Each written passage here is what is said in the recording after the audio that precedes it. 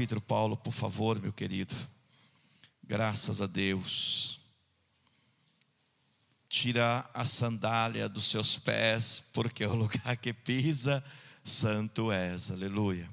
Eu sei que Deus sempre usa a vida do presbítero Paulo, mas eu gostaria que você estendesse as suas mãos para o altar de Deus, e nós vamos pedir para que Deus venha nessa noite trazer uma palavra, falar conosco ao nosso coração.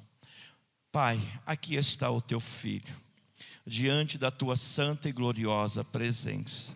Nós sabemos que o Senhor sempre usa a vida dele, mas que nessa noite ele possa, Senhor, aleluia, ser usado pelo teu Espírito mais uma vez, para falar conosco através da tua santa e bendita palavra. Nós estamos aqui para ouvir a tua palavra, aquilo que o Senhor tem para nós. Por isso, Senhor, nós te pedimos, Senhor, que a tua misericórdia nos alcance e que a tua palavra venha nos alcançar essa noite, em nome de Jesus. Amém e glória a Deus.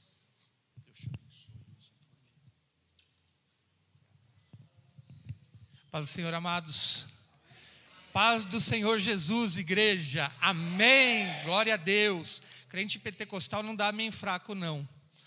Né, presbítero Vitor? Já estou profetizando. Glória a Deus. Quem trouxe a Bíblia? Ergue bem alto assim, ó. Bem alto mesmo, vai. Estica o braço. Quem trouxe? Continua esticando aí. Bem alto, força.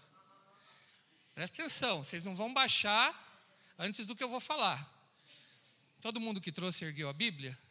Todo mundo? Agora só quem leu a Bíblia hoje fica com ela de pé. Oh Jesus, tem misericórdia. Glória a Deus. Glória a Deus. Amados, quem sou eu para julgar? Mas quem não se alimenta, fica fraco, né? Amém? Para honra e glória do Senhor. Eu não estou criticando ninguém, não estou, né? Vamos abrir a palavra do Senhor em 1 Pedro, lá no finzinho da Bíblia, para quem não conhece, antepenúltimo livro, antes de João, antes de Apocalipse. 1 Pedro,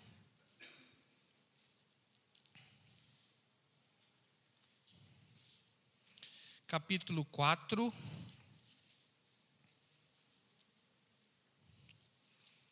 eu vou ler a partir do versículo 7. Quem achou, diga glória a Deus. Amém. Eu fiz um propósito na minha vida, amados, para 2015, para eu ser um pouco mais solto do que eu sou. Eu fui criado na igreja, não tradicional, mas a gente que leva a coisa do Senhor muito a sério, às vezes se retrai um pouco. Não que eu vá brincar aqui em cima, mas eu vou procurar ter mais liberdade no Espírito Santo. Amém? Acompanhem comigo a leitura. Diz assim: e já está próximo o fim de todas as coisas. Portanto, sede sóbrios e vigiai em oração. Mas, sobretudo, tende ardente caridade um para com os outros, porque a caridade cobrirá a multidão de pecados, sendo hospitaleiros uns para com os outros, sem murmuração. Cada um administre aos outros o dom como o recebeu, como bons dispenseiros da multiforme graça de Deus. Se alguém falar, fale segundo as palavras de Deus. E se alguém administrar, administre segundo o poder que Deus dá, para que em tudo Deus seja glorificado por Jesus Cristo, a quem pertence a glória e o poder para todos sempre. Amém. Amados, não estranheis a ardente prova que vem sobre vós para vos tentar, como se coisa estranha vos acontecesse. Mas alegrai-vos no fato de serdes participantes das aflições de Cristo, para que também na revelação da sua glória vos regozijeis e alegreis. Se pelo nome de Cristo sois vituperados, bem-aventurados sois, porque sobre vós repousa o Espírito da glória de Deus. Que nenhum de vós padeça como homicida ou ladrão, ou malfeitor, ou como o que se intermesse em negócios alheios. Mas, se padece como cristão, não se envergonhe, antes glorifique a Deus nesta parte, porque já é tempo que comece o julgamento pela casa de Deus. E se primeiro começa por nós, qual será o fim daqueles que são desobedientes ao Evangelho de Deus? E se o justo apenas se salva, onde aparecerá o ímpio e o pecador? Portanto, também os que padecem segundo a vontade de Deus, encomendem-lhe almas, como ao fiel Criador, fazendo o bem. Amém? Glória a Deus por essa palavra. Amados, cada vez que eu subo nessa tribuna, nesse púlpito, eu tremo como se fosse a primeira vez. Não por constrangimento de vocês, porque eu conheço a todos e amo todos vocês, mas porque eu não quero que nenhuma palavra saia da minha boca se não vier do Espírito Santo de Deus, porque é Ele que vai falar nessa noite. Amém? Glória a Deus. Eu queria trazer uma mensagem para vocês essa noite, que o Senhor tocou no meu coração, que fala de restauração, fala de confissão.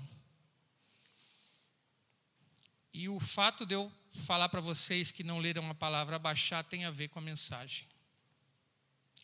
A Arca da Aliança, ela tem como base, na direção do bispo Gilmar, do pastor Machado, o que diz lá em 1 Pedro 4. Foi pregado aqui recentemente, que diz assim: procura apresentar-se a Deus como obreiro, que não tem do que se envergonhar e que maneja bem a palavra da verdade. Qual que é a palavra da verdade? A Bíblia Sagrada que está na tua mão. E eu queria fazer algumas perguntas para vocês essa noite, para vocês refletirem, não para responder para mim, responda para si mesmo. E eu vou responder para mim, porque o propósito que eu fiz nessa noite é, em primeiro lugar, pregar para a minha vida, e em segundo, compartilhar com vocês o que o Senhor falou no meu coração. Então eu estou pregando primeiro para mim, amados, para depois falar qualquer coisa para vocês. Amém? E eu queria te fazer uma pergunta. O que é que nós devemos fazer para sermos crentes aprovados por Deus? O que é preciso o crente fazer para ter uma vida aprovada por Deus, como diz 1 Pedro 4, ou melhor, como diz 2 Timóteo 2, 1 Pedro 4 foi o que nós lemos. O que é preciso que o crente faça para ele ter a sua vida que eu digo é sua vida espiritual, aprovada por Deus? Pensa nisso, reflete nisso. Eu vou te fazer uma segunda pergunta. Nós estamos iniciando um novo ano de 2015. É a primeira quinta-feira do ano de 2015, não é isso? Primeira quinta-feira. Quando nós chegarmos no dia 31 de dezembro de 2015, e você olhar para trás, faltam 350 dias para isso acontecer, se o Senhor não voltar, ou se o Senhor não te recolher antes. Mas se você chegar até lá, se nós chegarmos até lá, o dia 31 de dezembro de 2015, e você parar para fazer uma retrospectiva da tua vida, o que é que você imagina ou o que é que você quer enxergar na tua vida espiritual que aconteceu nesse ano de 2015? E toma por base o que aconteceu em 2014. O que é que você fez em 2014? O que cresceu em 2014? O que melhorou na tua vida em 2014? E o que é que você quer enxergar lá no final em 2015? Pensa nisso, é a segunda pergunta. E eu vou te fazer uma terceira. O que é preciso para um crente, para um salvo, lavado e remido no sangue do Cordeiro? Ele ser abençoado, para ele ser equilibrado, como diz a palavra, para ele ser próspero em todas as saúdes da sua vida. Eu não estou falando de prosperidade financeira apenas. A palavra fala que nós temos direito ao melhor dessa terra, mas o pastor Machado pregou aqui sobre as 5 saúdes que nós precisamos ter na nossa vida. Quem se lembra disso? Então não é só na financeira que eu estou falando. Mas o que é preciso para você ter ou ser abençoado nestas saúdes, nessas 5 saúdes na tua vida? Espiritual, familiar, financeira, sentimental, saúde física. O que é preciso para o crente ser abençoado nestas saúdes? O que é preciso para o crente ter uma vida saudável, para ele ser vitorioso, para ele ser referência? Porque o crente tem obrigação de ser referência para o mundo. Nós temos que ser diferentes, e diferentes melhores, e não piores. Mas o que é preciso para que você tenha condição de ter essa vida abençoada em todos esses sentidos que eu perguntei? Então, à luz da palavra do Senhor, eu vou te responder. Basicamente, com 3 respostas. 3 respostas. A primeira delas, amado, na verdade, você vai precisar ter 3 atitudes. O que é atitude? Não é cruzar os braços e esperar. Não é achar que as coisas virão automaticamente. Você tem que buscar. Na vida espiritual nós temos que buscar. Quem concorda com isso? Quem concorda? Nós temos que buscar, não é verdade? Então, com base na palavra do Senhor e nada dito pelo meu coração, eu vou te dar 3 atitudes à luz da palavra que te dá condições de você se apresentar a Deus como obreiro aprovado de 2 Timóteo 2,15 e receber do Senhor todas essas bênçãos que você almeja e precisa. Amém? A primeira atitude, amados, tem a ver com aquilo que eu perguntei para você. Leia a Bíblia. Leia a Bíblia. Isso aqui não é um simples livro escrito por homens. Isso foi escrito por homens inspirados por Deus. Então, isso aqui é a palavra de Deus na tua vida. Então, eu te aconselho, leia a Bíblia. E eu te conto um segredo. E quem não concordar comigo pode levantar a mão e dizer: você está mentindo, presbítero Paulo. Se você ler a Bíblia todos os dias, Deus falará com você todos os dias. Vocês entenderam? Se você ler a palavra do Senhor todos os dias, Deus falará com você todos os dias. E quem é que não quer que Deus fale conosco? Quem é que não quer que Deus fale contigo? Eu quero sempre que o Senhor fale comigo. E Ele só fala comigo através da palavra dEle, que é verdadeira. E como é que eu provo isso, amados? Apocalipse 1:3, não precisa abrir, eu vou ler para você. Apocalipse 1:3 diz assim, preste atenção: bem-aventurado aquele que lê e os que ouvem as palavras desta profecia e guardam as coisas que nela estão escritas, porque o tempo está próximo. Amém? Eu vou ler mais uma vez para você gravar. Apocalipse 1, versículo 3. Depois chega em casa, se quiser lá, ler e marcar a palavra. Mais uma vez eu leio: bem-aventurado aquele que lê e os que ouvem as palavras desta profecia e guardam as coisas que nela estão escritas, porque o tempo está próximo. E eu vou contar mais um segredo para você, com base na nossa vida espiritual. Aquele que rejeita a palavra do Senhor, me perdoa pela franqueza e sinceridade, eu sou um ministro de Deus e eu não falo como homem. Aquele que rejeita a palavra de Deus é rejeitado por Deus. Se você rejeita a palavra de Deus, Deus te rejeita. E eu não vou falar isso sem te dar uma referência. Livro de Oséias, não precisa abrir. Capítulo 4, versículo 6, Velho Testamento. A palavra diz assim, preste atenção.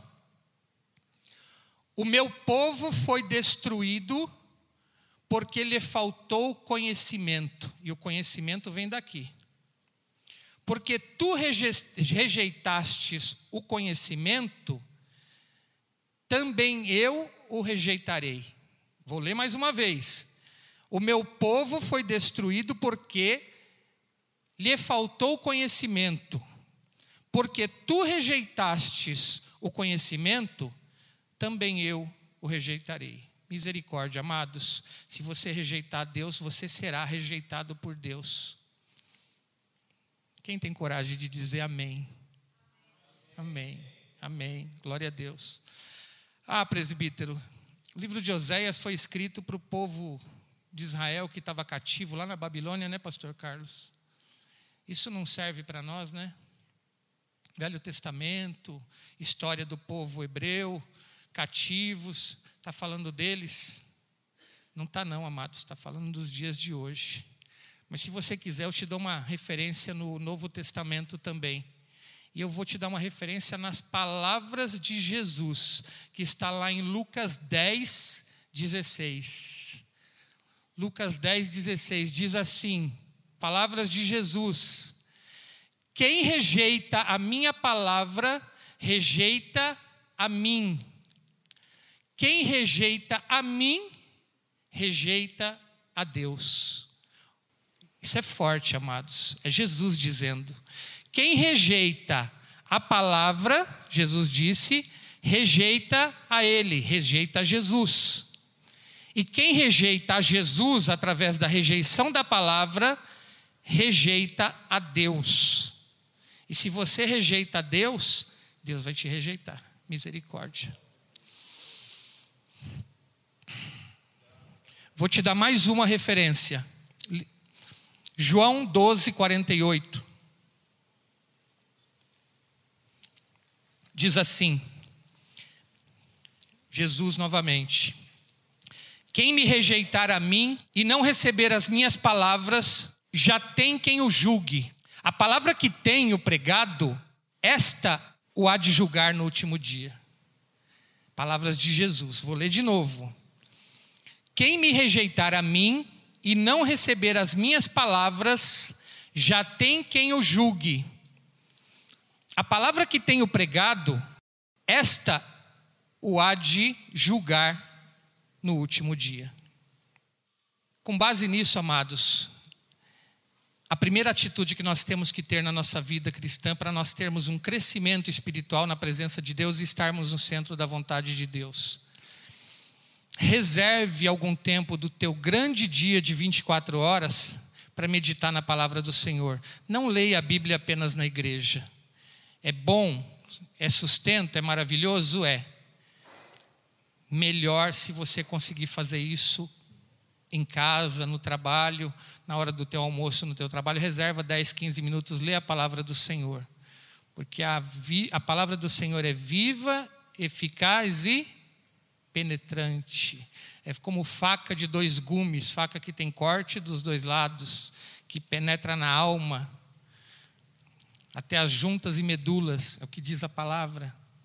Então leia a palavra do Senhor. Amém? Quem pode dar um glória a Deus?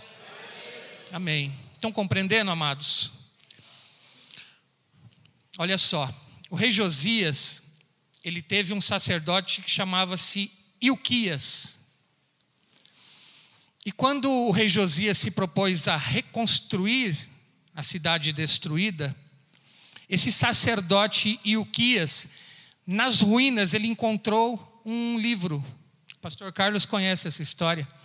Ele encontrou exatamente o Pentateuco, que estava lá engavetado, mofando nos escombros, há mais de 50 anos. E naquela época nós não tínhamos, o povo de Deus não tinha condições de cada um ter a sua Bíblia. Poucos liam. Era lida por escribas, por sacerdotes, por pessoas com conhecimento. E a palavra estava lá engavetada há mais de 50 anos. E isso é um dos motivos pelos quais ou pelo qual o povo padeceu. É um dos exemplos da Bíblia. Amados, uma igreja forte espiritualmente falando, é aquela cujos membros, cujo povo lê e obedece a palavra de Deus. Uma igreja forte é aquela que o povo é estruturado na rocha. Pode vir vento, pode vir tempestade, mas ninguém te derruba. É na rocha de Cristo que nós temos que estar alicerçados todos os dias da nossa vida. E nós só conseguiremos isso se nós meditarmos na palavra de Deus. Eu me lembrei de uma história de um pregador que ele tinha um burrinho. Quem sabe o que é um burrinho? Um animal, burrinho. Ele tinha um burrinho, parecido com aquele jumentinho que o Senhor entrou, a entrada triunfal de Jesus em Jerusalém. Ele tinha um burrinho. E com esse burrinho, ele ia nos locais, nas fazendas, nos sítios, pregar o evangelho. E no caminho, ele sempre parava numa mercearia e pregava o evangelho para o dono da mercearia. Toda vez que vinha para poder pregar o evangelho na região, ele parava na mercearia, amarrava o burrinho, ia lá, pregava o evangelho para o dono da mercearia, tomava uma água e continuava seu caminho. Um belo dia, esse pregador do evangelho estava vindo lá longe e o dono da mercearia viu que ele estava vindo e falou para os camaradas que estavam ali: ó, lá vem o pregador, hoje eu vou tirar como diz a palavra, vou zombar da cara dele, né? Tem uma palavra que usa, eu não gosto de falar ela. Vou zombar da cara dele, né? E aí chegou o pregador, cumprimentou, tal. Antes dele falar qualquer coisa, o dono da mercearia olhou para ele e falou: ô, pregador, quanto tempo faz que o senhor tem esse burro? Ele falou: faz 10 anos. Ah, e ele já aceitou Jesus? Ele já se curvou a palavra aí? Já aceitou o evangelho? O pregador olhou para ele e falou: peraí, que animal que é esse aqui mesmo? Como assim? Que animal que é esse? É um burro. Pois é, burro não aceita a palavra do Senhor. Burro não aceita a palavra do Senhor. Eu não estou chamando ninguém de burro, amados. Foi apenas uma ilustração, amém? Glória a Deus. Amados, não existe fé, não existe esperança, não existe conhecimento e não existe vida eterna sem a palavra de Deus. Ouviram o que eu falei? Não existe fé, não existe esperança, não existe vida eterna sem a palavra de Deus. É a palavra de Deus que cria em você um caráter cristão, um caráter de Cristo, que quando o mundo te olha, fala: a luz de Cristo resplandece no teu olhar, você é um servo de Deus. E nós somos diferenciados automaticamente em qualquer ambiente. Eu tenho certeza que todos vocês já passaram por essa experiência. Em um relacionamento com uma pessoa que vocês não conheciam, você olha para a pessoa e fala: você é crente, né? O pessoal tem uma mania de falar: você é crente, né? Em vez de falar: você é um servo do Deus Altíssimo, você é um servo de Deus.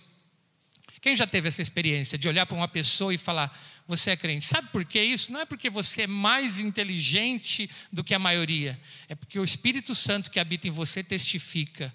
E você sente comunhão. E automaticamente você reconhece ela como um servo de Deus.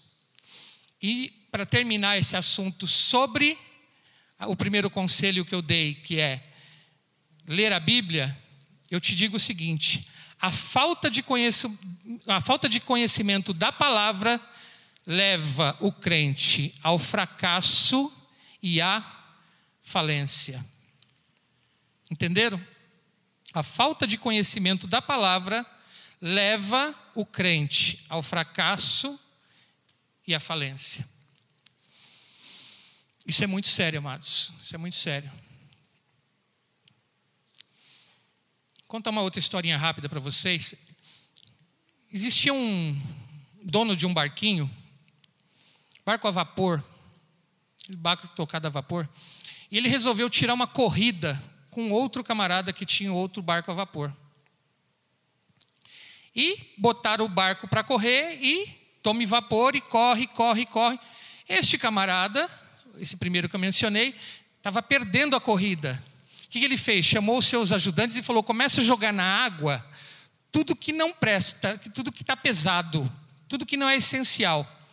E tudo que for para queimar, que pegue fogo, papel, madeira, o que vocês acharem, não importa o que é, joga na fornalha para dar mais vapor. E jogou e começou a fazer isso e não estava dando resultado, o outro estava chegando na frente. Aí ele falou: pega tudo de bem e de valor que tiver aqui e joga no mar, porque eu preciso ganhar essa corrida de qualquer jeito. Pegaram até baú com pertences, jogaram ao mar, pegaram coisas valiosas, jogaram ao mar. Quando chegou no fim da corrida, ele perdeu a corrida. Ele não ganhou a corrida. O que a gente entende com esse exemplo dessa ilustração? Existem pessoas, amados, que desgastam-se a vida toda, e chega no final, perde a corrida. E eu estou dizendo isso na vida espiritual. Você prioriza coisas a vida inteira que não te farão chegar vitorioso. Esse dono do barquinho, ele chegou lá com um barco vazio, sem nada, e ainda perdeu a corrida. Eu profetizo na tua vida que você vai chegar vitorioso no teu final. E você não vai perder nada nesse caminho. E o que você perder, o Senhor vai te restituir muito mais. Porque você é um servo do Deus Altíssimo. Amém? A segunda coisa que eu gostaria de te sugerir, para que você tenha uma vida diante da presença de Deus, ou centrado no centro da vontade de Deus. Qual é essa segunda coisa? A primeira é ler a palavra do Senhor. A segunda é orar, amados. Orar. Quem hoje orou mais do que... Eu não quero envergonhar ninguém. Quem hoje orou mais do que 30 minutos no dia? Levanta a mão para mim. Mais de 30 minutos. Glória a Deus pela tua vida, porque o dia teve 24. Contando de 9h15 de ontem para 9h15 de hoje, vai. E glória a Deus para quem dedicou meia hora orando ao Senhor. O profeta Daniel, mesmo em cativeiro, ele abria sua varanda, olhava para o Oriente e orava de joelhos 3 vezes por dia. E ele foi uma bênção na presença de Deus. Quem conhece essa história? Isso é verdade. Livro de Tiago, capítulo 5, versículo 16, não precisa abrir, eu vou ler para você. A parte 2 do versículo, ela diz assim: a oração de um justo pode muito em seus efeitos. A oração de um justo pode muito em seus efeitos. E o efeito é para você, para a tua vida, e efeito para terceiros pelos quais você pode orar. Amém? Paulo e Silas estavam na prisão e eles oraram. E o que aconteceu? O Senhor os libertou. Pedro estava preso e a igreja estava orando. E o que aconteceu? Ele foi liberto. Quando o rei Ezequias estava morrendo, estava falecendo, o que é que ele fez? Ele se virou para o lado e orou. E o Senhor teve misericórdia da sua vida. Davi foi um homem de oração. Um homem que antes de tomar qualquer atitude, mesmo até indo para a guerra, ele orava ao Senhor. E o Senhor o abençoou. Então, amados, a segunda coisa é oração. Se nós não nos alimentarmos com a palavra e com a oração, nós nos tornaremos crentes fracos. Salmo 120, versículo 1 diz assim: na minha angústia clamei ao Senhor, e Ele me ouviu, Ele ouviu a minha voz. Eu te digo, amados, clama ao Senhor e Ele te ouvirá. Clama ao Senhor e Ele te ouvirá. Vocês lembram da história do cego Bartimeu? Quando Jesus estava passando lá, ele mesmo sem enxergar, ele percebeu que Jesus estava passando. O que é que ele fez? Ele pediu para alguém ir lá. Oh, chama Jesus lá para mim. Ou ele ficou quietinho no canto dele. Ah, não tem jeito para mim mesmo. Não. O que ele fez? Ele clamou: Senhor, filho de Davi, tem misericórdia de mim. Senhor, filho de Davi, tem misericórdia de mim. Ele clamou, amados, clamou. O Senhor quer que você clame. O Senhor quer que você clame. Ele não quer fazer nada para você que você não queira receber. Nós temos o livre-arbítrio. Nós temos que pedir para poder receber. Pela sua misericórdia, Ele nos dá muita coisa. Mas aquele especial, Ele vai te dar se você clamar. Como o Bartimeu lá: Senhor, filho de Davi, tem misericórdia de mim. Pastor Machado pregou esses dias aqui sobre o grande peixe, que lá em Mateus fala baleia. Mas vamos falar grande peixe. Quando Jonas estava lá nas entranhas da baleia, que ele falava que ele estava no inferno, ele gritou, ele clamou ao Senhor: Senhor, me socorre, Senhor, tem misericórdia de mim. E o Senhor fez o peixe vomitar ele lá na praia, e ele teve uma segunda oportunidade. Então clame ao Senhor, amados. Não cala a tua boca, não cala a tua boca. O Senhor precisa ouvir a tua oração para poder te atender com uma grande bênção. E outra coisa que eu te digo, um outro segredo: não tarde na sua oração. Não tarde na sua oração. Oração tarde demais, amados, não tem efeito. Você orar por uma pessoa depois que ela está num velório, não tem valor nenhum. Amém? Quem sabe disso? Não adianta você querer orar por uma pessoa que já partiu, isso não tem valor. Não adianta querer você orar por uma pessoa depois que aconteceu algo ruim, e você previa que esse algo ruim pudesse acontecer, e você não dobrou teu joelho e clamou pela vida daquela pessoa. Oração tardia não tem efeito. E querem uma verdade dolorida? O inferno está cheio de gente que orou tardiamente. Cheio, lotado. Um deles é aquele exemplo do rico e de Lázaro. Ele estava no inferno lá e pede para que Lázaro molhe a ponta do dedo. Todos conhecem essa história. Oração tardia, amados. Ele já estava no inferno, é tarde demais. Nós, pela misericórdia de Deus, não chegaremos a esse ponto. Você não vai para o inferno, você vai para a glória, porque você é lavado e remido no sangue do Cordeiro. Mas enquanto você estiver aqui, não ore tardiamente. O diabo treme quando o crente ora. O diabo treme, o diabo foge quando você ora. Então, revertendo a história, você tem que orar para o diabo correr de você. Porque ele está ali te rodeando o tempo todo, esperando uma oportunidade para botar uma cunha e abrir uma brecha na tua vida espiritual. Essa brecha não pode ser aberta. E essa brecha só permanece fechada se você tiver no teu coração a palavra e se você tiver de joelhos orando e pedindo a misericórdia de Deus. Não deixe, amados, a televisão e a internet te tomar o tempo que é de Deus na tua vida. Nós estamos no mundo moderno, onde todo mundo que você anda na rua está fazendo assim, ó, né? Você olha, todo mundo na rua está fazendo assim. Isso aqui é um ladrão de tempo. É útil. Eu tenho porque eu preciso, é útil. A internet é útil, eu trabalho com a internet, mas não deixa isso tomar o tempo de Deus na tua vida, porque aí pode ser tarde demais. A oração, amados, ela traz uma vida espiritual para a igreja. A igreja que ora é uma igreja espiritual. A igreja que ora é uma igreja espiritual. Vou contar mais uma historinha rápida para vocês, eu gosto disso. Tinha uma cidade que tinha um cavalo branco, bonito, lindo. Viu, Vitinho? Aqueles cavalos alazões, né, que fala. Cavalo bonito. Ele pertencia à cidade.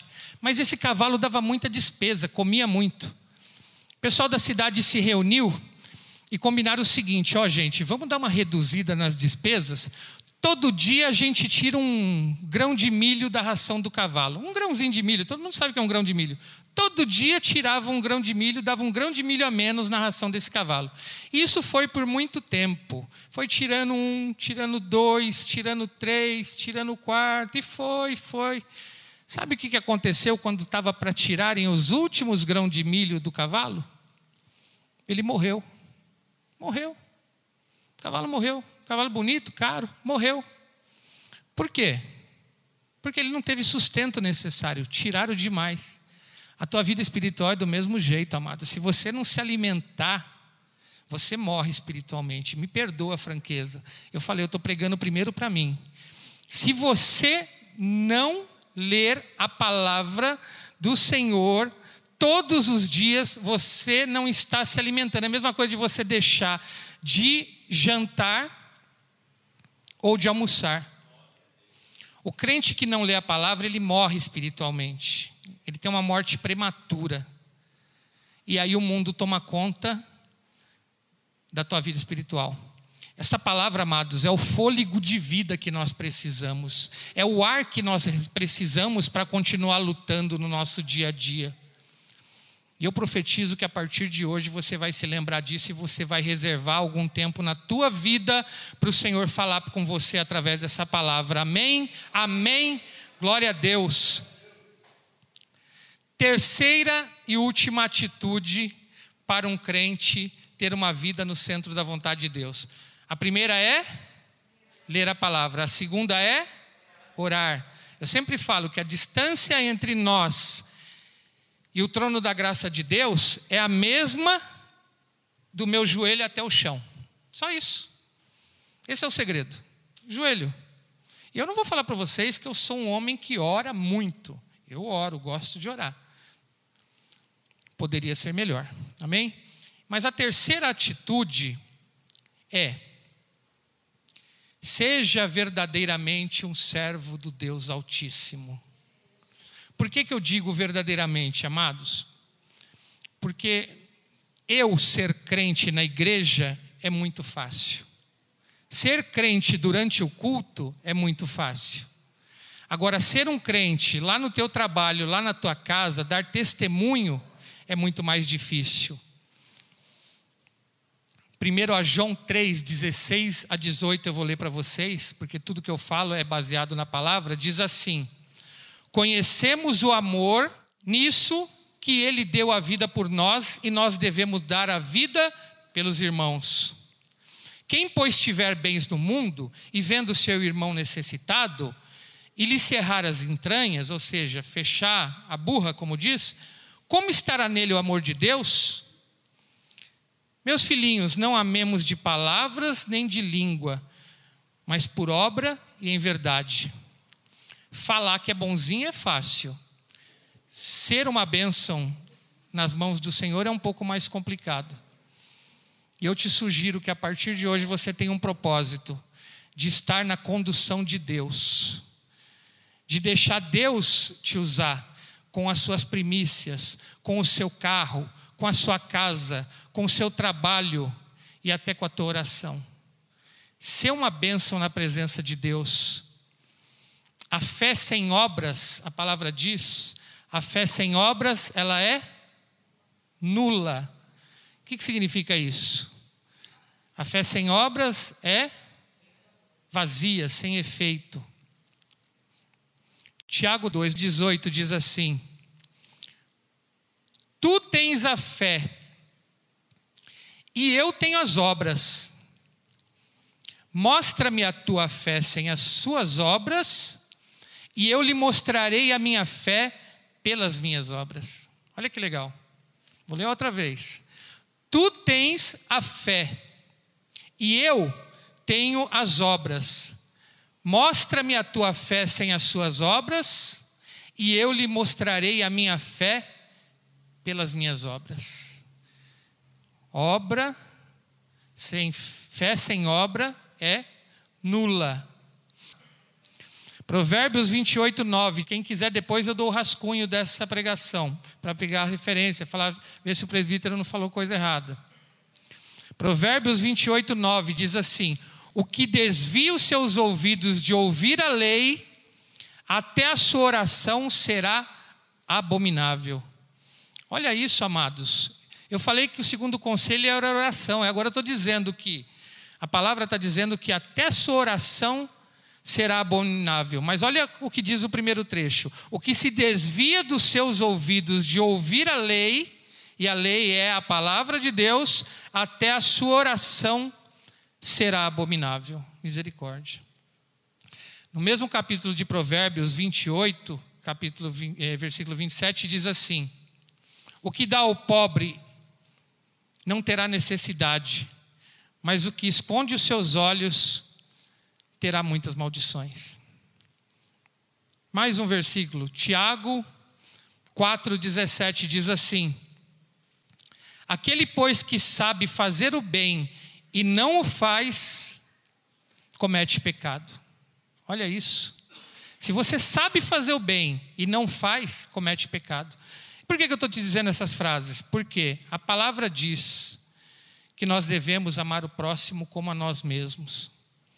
Você fica sem se alimentar, você fica sem te dar uma noite de descanso, você fica sem te colocar uma vestimenta, você faz o bem para você e para o próximo. Como está aberto o teu coração para fazer para aquele que não tem condições de ter o que você tem? Como eu faço? Eu deveria fazer mais, ter o coração aberto. Eu ouvi uma pessoa dizer uma vez que viver sem servir não é viver. Não está na Bíblia isso. Mas olha que interessante, bispo.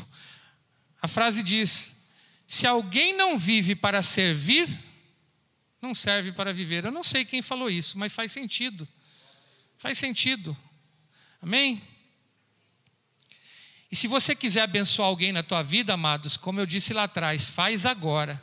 Enquanto essa pessoa está do teu lado, enquanto ela está trabalhando com você, enquanto ela está convivendo com você na tua família, porque depois que ela ir embora, ela não precisa mais nada de você. E esse fazer, eu não estou falando só investimento financeiro, não. É um abraço, um carinho, uma palavra de ânimo, é um amor, é uma tolerância, é você suportar os erros. Eu sinto muita saudade do meu pai, que foi embora 2 anos atrás. E eu como gostaria de ter uma oportunidade de estar com ele mais um pouquinho, para falar mais um pouquinho para ele: papai, eu te amo tanto, como eu muitas vezes falei. Os últimos 70 dias da vida dele, eu estava do lado dele na UTI. Mas eu poderia ter estado mais com meu pai, eu tenho certeza. Então, se você tem alguém que você precisa dar mais, dê enquanto você pode, enquanto Deus te permite, te dar condição. E esse dar é com a tua saúde, com a tua inteligência, com o teu carro, com o teu bem, com tudo que você tem, amados. Porque tudo veio de Deus. Alguém tem alguma coisa aqui que não veio de Deus? Alguém tem coragem de dizer: ó, eu tenho algo que não veio de Deus? Eu não acredito. Tudo que eu tenho veio de Deus. Aquele louvor diz, né? Se quiser levar tudo que eu tenho, pode levar. Tudo que eu tenho veio de Deus e é abençoado. E você pode abençoar as pessoas através disso que você tem. Amém? Deus abençoe, glória a Deus. Você ser uma bênção, amados, nós precisamos fazer a diferença. Nós precisamos fazer a diferença nesse mundo. Nunca chega no teu pastor, um conselho que eu vou te dar. Não sei se alguém já fez isso. Nunca chega no teu pastor, no teu bispo e diga: pastor, eu estou entregando o meu cargo. Coloca alguém no meu lugar. Amados, não abra mão daquilo que Deus te deu. Não abra mão do ministério, por pequeno que ele seja. Você tem que ser uma bênção. E não entristecer teu pastor, teu bispo, entregando um cargo porque você acha que não vai dar conta. Porque você acha. E se você achar que é por você que você faz, você está enganado mesmo. Mas é o Senhor que te capacita a fazer o que você faz. Amém? Então nunca chega para o teu bispo, teu pastor, e diga a ele: eu estou entregando o meu cargo, coloco alguém no meu lugar. E eu desafio você, primeiro, antes de fazer isso, dobrar os teus joelhos e orar. Se o Senhor tocar no teu coração e te der paz em fazer isso, aí você vem e faça. Diga ao bispo: olha, eu orei, senti paz no meu coração e quero fazer isso. Eu nem ia falar isso. O Senhor tocou no meu coração para falar isso. Amém? E para encerrar, amados, eu digo a vocês o seguinte: quando nós colocamos o nosso coração nas coisas de Deus, o Senhor cuida das demais. Amém? Você entendeu? Quando nós colocamos o nosso coração nas coisas do céu, nas coisas espirituais, o Senhor Todo-Poderoso, através da sua infinita misericórdia, cuida das demais. Eu sempre disse e vou continuar dizendo: não adianta você querer bênçãos financeira, espiritual, ou melhor, financeira, sentimental, profissional, se você não tiver capacidade espiritual para receber essa bênção. O Senhor não vai te proporcionar a bênção, porque não será a bênção completa. Agora, se você estiver capacitado espiritualmente, pela misericórdia de Deus, para receber essa bênção, Ele vai te dar. Então se capacita primeiro espiritualmente, para poder estar preparado para receber essa bênção. Amém? Amém? Glória a Deus. Fica de pé um minuto, eu quero orar por você. Mas eu quero realmente neste momento que você se ligue ao trono da graça de Deus. Não porque eu estou pedindo, mas porque você veio aqui para isso. Você não veio aqui para ver o bispo, o Paulo Roberto, o pastor Carlos ou mais ninguém. Você veio aqui, estou enganado? Quem veio aqui servir e bendizer o nome do Senhor? Amém, então não estou enganado. E eu vou te pedir agora que você se ligue ao trono da graça de Deus através dessa oração. Para que o Senhor te enxergue nesse momento mais do que Ele sempre enxerga. Mais do que Ele costuma te ver, chama a atenção. Igual o Zaqueu subiu na árvore lá para ver Jesus e acabou chamando a atenção de Jesus, que Jesus o viu. Faça isso agora, através da tua oração. Chama a atenção de Deus na tua vida. Vamos nos ligar ao trono da graça de Deus. Vamos nos ligar nesse momento por 2 minutos ao trono da graça de Deus. E eu te peço, fecha teus olhos, reclina a tua face em reverência ao Senhor. Meu Deus e meu Pai, Deus Todo-Poderoso, único Deus, Criador dos céus e da terra. Eu te clamo agora, Senhor, que Tu contemples essa igreja, que Tu contemples este povo, Senhor, do menor até o maior, que acabou de receber uma palavra que não veio de mim, Senhor, mas veio do trono da graça de Deus. E eu te clamo agora, Senhor, que essas palavras, às vezes até duras, caiam no seu coração, no coração do teu povo como uma semente fértil. Que nós possamos, Senhor, irmos para os nossos lares pensando em tudo isso. Pensamos em ler mais a Tua palavra, pensando em orar mais e pensando em estar mais no centro da Tua vontade absoluta, Senhor. E para isso, Senhor, eu te clamo a Tua misericórdia sobre a Tua igreja. Livrando, Senhor, do salteador, livrando do acidente. Nós estamos começando um novo ano e queremos que esse ano seja na Tua presença, Senhor, porque senão não fará sentido nenhum. Quando nós chegarmos no 31 de dezembro, nós possamos olhar para trás e dizermos: até aqui nos ajudou o Senhor. Obrigado, Senhor, por tudo que nos fizeste. E eu te agradeço, Senhor, porque até aqui o Senhor tem nos ajudado. Se nós estamos aqui nessa noite, não foi porque nós merecemos, mas foi pela Tua infinita misericórdia.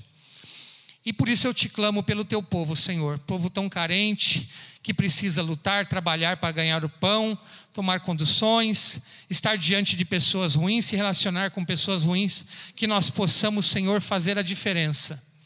E que essa diferença se faça, Senhor, através do Espírito Santo que habita em cada um de nós. E em teu nome, Senhor, eu abençoo a tua igreja, para a honra e glória do Senhor. Amém, glória a Deus. Pode sentar aplaudindo a Deus pela palavra. Glória a Deus, aleluia.